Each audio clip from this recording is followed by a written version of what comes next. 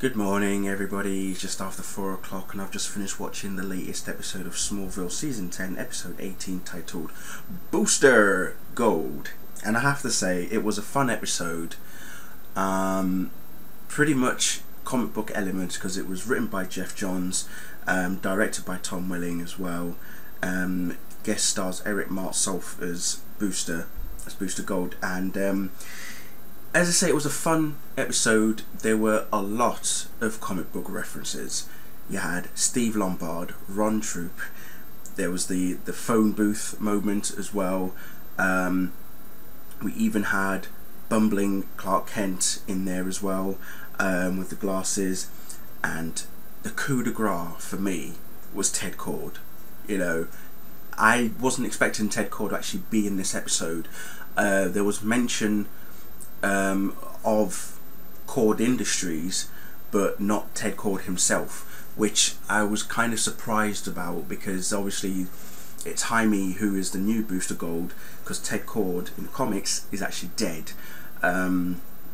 So that was kind of interesting. However, that being said, the episode itself, as I say, Booster Gold comes to town. He's this overconfident, egotistical,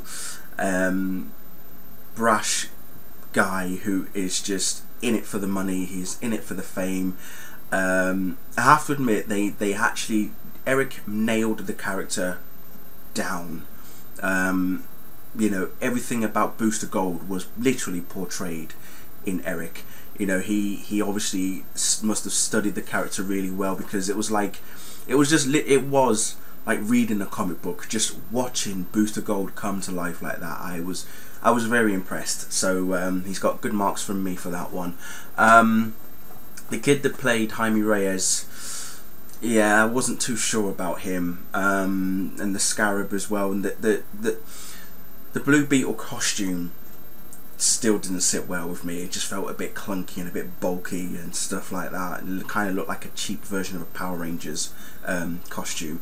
Kerry Lynn Pratt is back as Cat Grant, and she actually dresses up as one of Booster Gold's girls, and I must say, oh yeah, I was ready to just say, oh, I think I'm in love. I'm sorry, I think I'm in love with Kerry. Yeah, I just wanted to take her home, to be honest. Anyway, moving swiftly on.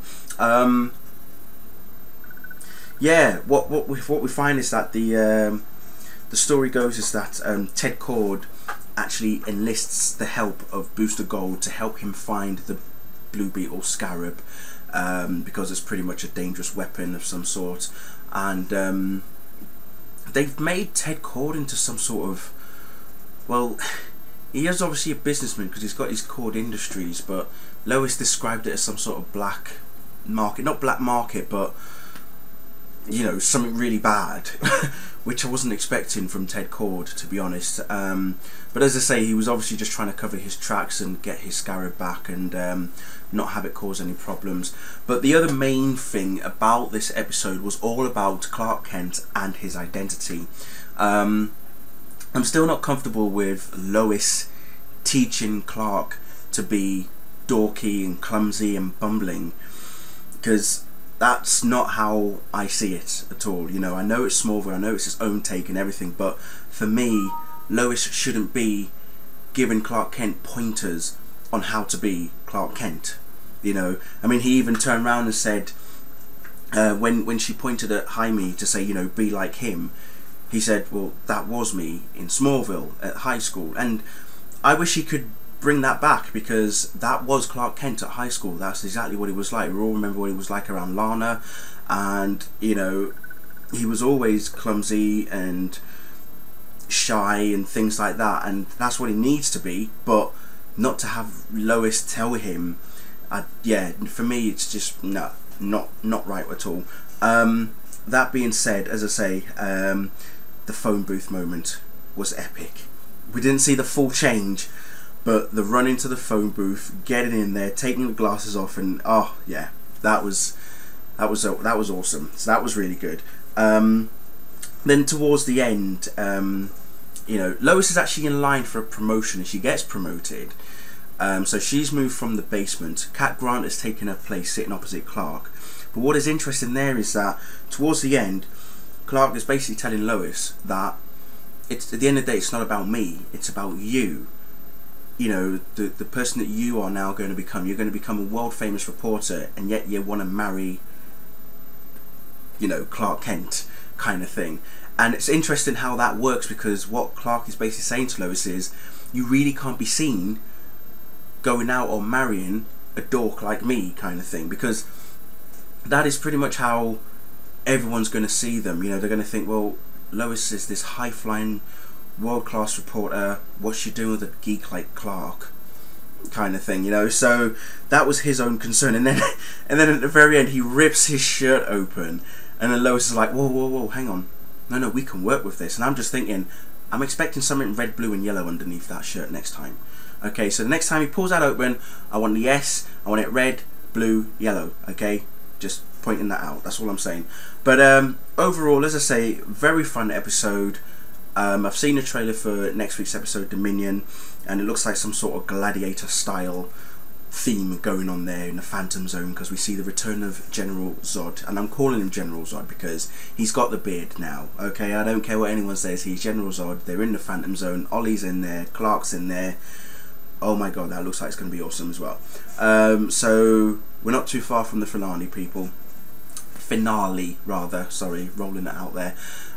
Not too far. If you saw the Lex Luthor teaser earlier today, oh my god, how epic was that? So epic. It was awesomely epic. But yeah, as I say, Booster, very, very fun episode, and a lot of comic book references were in there, so I was very pleased with that. And let's just bring it on and see what's next. I'm trying to think what else. Yeah, no, it was all well done. Hats off to Jeff Johns, because he is an awesome comic book writer. That guy is fantastic. He is a legend, as far as I'm concerned. He is an absolute legend. So hats off to him. But yeah, not long to go. Not long to go. It's fucking bittersweet, isn't it? Unfair. But anyway, leave it there. I am now going to go to bed because I am tired. Let me know what you guys thought of it. I'm sure you all thought it was an awesome episode as well. I know Craig of Cryptid Sight, he got to see an early preview of the episode, and he hasn't stopped going on about it. So Craig, thank you very much for your insight and your advanced review of it as well. So I think everybody can agree that it was a really good episode. I still think that it lacked a certain thing. I can't really put my finger on it, but there was just something lacking. I mean, when Booster was telling Clark that, you know, he's from the future, he eventually tells Clark who he really is. And if you don't know Booster Gold, the character, I really suggest you read up on him, because I still, even when I've read the comics, I still think there is something about Booster that is going to be revealed later on. He's going to have some sort of importance in the comics. But if you read about him, you'll know what I'm talking about. And him and Booster Gold, that's Ted Cord, they really are the best of friends. I mean, it didn't show in this episode. It's more like Ted Cord enlisted the help of Booster Gold. But in the comics, as I say, they are literally the best of friends. They are best buddies, best pals. It's like the bromance is there between these two. That's all, you know. That's all you need to know. But yeah, the other thing about Booster Gold is that because he's from the future, he knows a great deal about time travel. And when Clark's telling him, you know, time travel is not to be messed with, well, wait until you meet his son, Rip Hunter. Then you can talk about time travel shouldn't be messed with. So I'm not going to expand too much into that, because that's for another thing altogether. But as I say, if you don't know much about Booster Gold, read up on him, and then you'll see what I'm on about.